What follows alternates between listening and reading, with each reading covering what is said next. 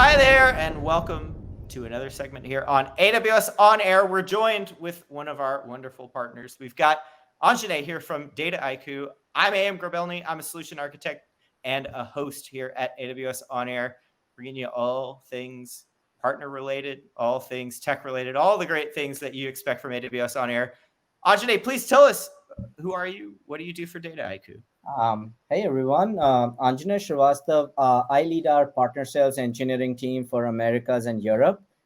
Basically, my role is to work with all our consulting partners and our tech partners to make sure that they're successful in delivering any implementations around Data IQ to some of our biggest customers, basically.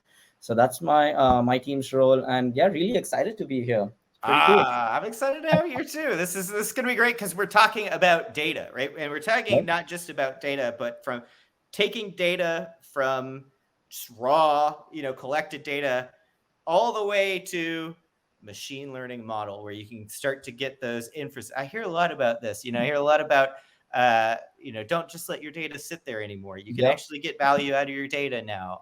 All these things happen, but it's not that easy, is it, Anjane? It's not that easy to take raw Nope. data and get to machine learning model. Why is that? What are the challenges here, and what is Dataiku doing to help with those challenges? Yeah, great question. So I guess how we see the biggest challenge is in getting your sort of value out of the data of your organizational data is number one, AI talent is so scarce, right? Like hiring data engineers, data scientists is just has become super expensive. Secondly, there are just so many tools out there. Like the modern data stack is crazy. You have your visualization tool, your compute tools. It's too much. And I don't know all the data scientists out there. You guys know this. Like most of the projects fail to go to production, right? We start prototyping stuff, but it almost never sees the day of the light because it's so much hard work to actually make a model operational, keep it running on and on, operate it at a scalable level. So Data IQ helps you manage all these three problems. Um, Basically, first of all, our first value proposition, and in my mind, the biggest value proposition is collaboration across different type of user groups. So whether you're a business user, whether you're a data engineer, a data scientist, or a business analyst, all of you can work together, contribute to a machine learning data analytics project. And then governance, right? Like when you're working across cross-functional teams, governance is such a huge challenge. I worked in large teams, and man, like I don't remember what somebody did like 3 months back. So I don't it's remember what I did 3 months back, Anjane. exactly exactly. So imagine large teams, just governance is a huge issue, and with compliance groups like beating down on us, you really need to document everything that you're doing. There needs to be lineage. There need to be auditability about the analytics project. So collaboration and governance, first biggest value proposition. Secondly, leverage your investment in AWS now. We have so many cool stuff that AWS brings to table, right? RDS, Redshift, S3. People with even good tech capabilities find it hard to do it. But then people who are like absolutely can't write a single line of code, it's difficult for them.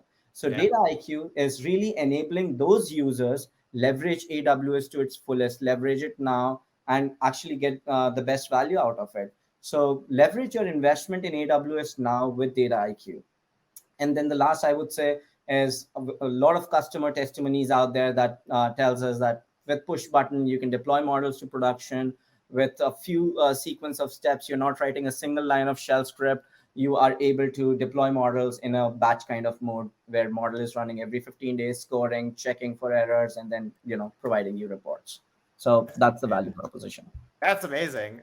Sounds pretty incredible already, without even seeing the product yet. You're covering a lot of the bases here of what I'm not a data analyst, not an ML practitioner in any sense. I know the basics, and even the basics, I have a hard time grasping. My background's more software, more DevOps. Something you said resonated there with me too. That a lot of the projects fail. That's true across the board for most of IT. Also, I've experienced that a lot Yep. in the software world. Also, it's hard to deploy something, and then Exactly. it's very hard to deploy something that has to go through so many steps, as you see in these data to ML model processes, right? Right. And there's steps that specialized people have to take, especially when building the model. So to that end, who is everyone logging into Dataiku to work with it? Are you just focused on the ML practitioners, like the data scientists, or the people, actually manipulating the model, or is it end to end everybody who's going to touch that data? Yeah, no, that's the beauty of it. So even as a software developer, like, you don't want machine learning engineers and data scientists yelling at people, hey, give us more compute, give us more space. But no, jokes apart, I have customers who are using Dataiku to build accounting automation processes, right? Simple stuff that they do on Excel day in, day out, to reconcile between across different systems. Dataiku makes that super easy and automate that kind of work, to all the way to customers who are using it for a lot of very sophisticated use cases, like actually part of a manufacturing life cycle, predicting which chips are going to be faulty chips and taking out of those manufacturing lines. So I have seen the whole gamut of use cases where Dataiku is used across industries, across different user groups. So it has been pretty interesting journey. That's cool. So, business users, like you mentioned Excel, these are people who understand the actual business, side of it. Then you got, it sounds like too, you mentioned a couple services back then, RDS, Redshift, maybe some DB admins coming in, like database administrators coming in and working. Exactly. Obviously data engineers, obviously ML practitioners, like data scientists further down the line, I would imagine. Can we, you told me this, so I hope I'm not springing anything on you. Very excited to see the product. You told me you got a demo for me. Can we actually see what it looks like, for somebody to walk through this, from data to ML model type scenario in Dataiku? Yeah, no, Cool. extremely excited to showcase it to you. Let me share my screen. There you go. All right. So great. So again, as I said, we are use case agnostic, but today we are just trying to hone in on one single use case that I would try to go in end to end as fast as possible. It's about optimizing the omni-channel marketing campaigns for pharma customers. So if you think about it, a lot of pharma companies, they're trying to find out, create marketing campaigns dedicated on which drugs are driving sales for healthcare providers. But getting the use case aside, just getting into the tool a bit. This page right off the bat shows you so many things around collaboration and governance, right? Like you can right off the bat see how many different data sets are involved in my project, how many different analyses are there, how many different machine learning models created. On the right hand side, you see a timeline of who has worked on what part of the particular project. So all these information is available at your fingertips. So if I directly now Can I go, stop you real quick? Sorry, I love this page, number one. But this is like the scope of, and this is what I love about data science. Like to build a good machine learning model, you have to have a very clear question that you want answered, right? Do you see customers usually structuring it around, like, this is the question that we want to answer, so we're gonna bucket it into this project right here?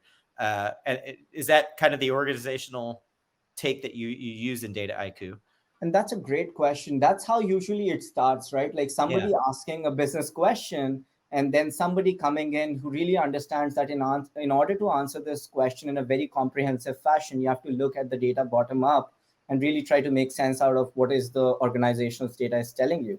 So yes, these questions are being asked by business users, and they're able to input those questions and input those business insights as part of this whole machine learning implementation. cool. And then each section then like helps you organize all the steps it's going to take to answer that question, it sounds like. Absolutely.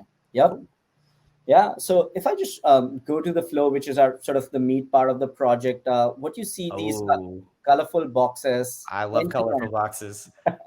Basically, each of these sections are, you're starting with the data ingestion on the left, and on the right you have the report that basically tells you that what are your top drivers of drug sales for certain healthcare providers. So that's the end-to-end journey that you can visualize right off the bat. Under the hood, it's all using AWS compute, Snowflake compute to do all its work, right? Yeah. Just to orient you to what you're seeing here, I know these boxes are not very visible right now, but all these blue squares, they represent data sets. Everything in yellow is representing all the data transformations you're doing on these data sets, and everything in green is around machine learning model. Maybe this is a dumb question. I'm known for that. It's kind of my thing. It's a superpower of mine. Are these the data sets like across all of Dataiku that you've added to Dataiku, or can you limit to just one project to access just one data set, or 1 to X number of data sets? Yeah, great question. So first of all, these are the data sets that are your organizational data set. These are Okay. the data set that can be sitting in S3, in Snowflake, in Redshift, in RDS, in whatever services you're using, right? So what we can see here is that we have the ability to connect to all sorts of NoSQL Oh, nice. DBs, SQL DBs, bring in that data, blend it all in together, and then run machine learning model or even basic analytical insights generation out of those data sets. So Cool. yeah, and all of these data sets that even we are creating from the whole prototyping stage to actually when we'll productionalize the model, all of these data sets are actually being cataloged. So let's Oh, say if I wow. created a certain patient data point, I can just make it visible, and anyone in my organization doesn't have to start from ground zero. They can take that patient data set and they can start doing analysis on top of it. Super cool. Sorry to derail you, but yeah, please keep going. All So the good. blue ones are data sets. The blue ones are data sets. So brilliant. So let's just open a quick data set. I guess just a quick point that I would like to hit here is that under the hood, you can have hundreds of million records sitting in your Redshift or on your Snowflake. Dataiku lets you just visualize and analyze the data on just basically 10,000 records. And you can do a bunch of stuff on these things, right? So the first thing that you can do is as soon as you receive the data, you want to actually look at the data and explore the data a bit. So we have charting abilities where I can create my scatter plots, my That's bar cool. charts right off the bat there. But even if you're a data scientist and you're like, great, I have this data set, I have to build machine learning models on it. I want to do some sort of analysis on it. So Dataiku, this is something that I haven't been able to do in past when I was using a lot of open source, but like having single click abilities to quickly create these correlation matrices and these univariate analysis. And Dataiku even goes and suggests, based on the data, what all statistical analysis you can do. So, Wow. so imagine an interaction between a data scientist and a data analyst saying, hey, can you go and tell me which columns are correlated in this data set? Data analyst not spinning their wheels trying to figure out how to do it, just going in and clicking it and getting it ready. That's cool. Then I would love to show like one quick data transformation. So as I said, Dataiku has this thing called a prep recipe. So a prep recipe is basically a lot of data transformations that you can do on, pick anything, SQL, Python. Dataiku provides you 99 processors right off the bat, from doing NLP tokenization to doing string cleaning. All that stuff is available in visual interface. But even if you do not have something visually available and you want to write your custom Python code, you can go and do your Python code directly, and that gets applied to the data set here. So step by step, you can add all these functions and that gets applied to the data. And when you're ready to actually run it on the larger data set, remember, this is only running on 10,000 records. Under the hood, this table has 100 million records. We go in and push it in database SQL, or we can run it directly on EKS clusters on AWS. So, leveraging your compute, leveraging your infrastructure. Wow, that's really cool. So it is like the step that you take to enrich the data at this point, or clean the Exactly. data. Exactly. So we did a bunch of data prep. We're ready to make a machine learning model. Let's go and train a machine learning model, right? So this is the data set where we are trying to go in and predict the sales marketing trend. So I'll go in and I'll say, I want to do an auto ML prediction on sales trend. So let's go and do that. So Dataiku's AutoML tells me that for this particular problem, two algorithm fits best, 27 features it selects by itself. And when you go in the design tab, it's exactly like how you would code a machine learning model in Python. You go in, you select a target data set, you go in, select the train test set, you select the metrics on which you want to do hyperparameter tuning on. My favorite one, again, I keep coming back to business integrating with your analytics project. Here, I have all the diagnostic that any machine learning modeler would like to do, things like overfit detection, training speeds, all those things. But then a business user can come in and say that, hey, I have noticed that sales trends are actually higher for a certain channel type, let's say Oh, referral. And what the Dataiku is going to do is it's going to check when it's running this machine learning process whether this end-to-end business rule is being applied or is actually valid for that machine learning model or not. So that's a wow. pretty good way. Just last thing, I would like last two things actually I would like to say here on designing machine learning models is you have all these algorithms available to train your machine learning model on right off the bat. But if you don't like any of these things, I can go in and I can create my own sklearn model and still get all the goodness of evaluating models, looking at the results, doing feature handling with the GUI. But I just go in and say, instead of using all these machine learning model, use this particular other sklearn model.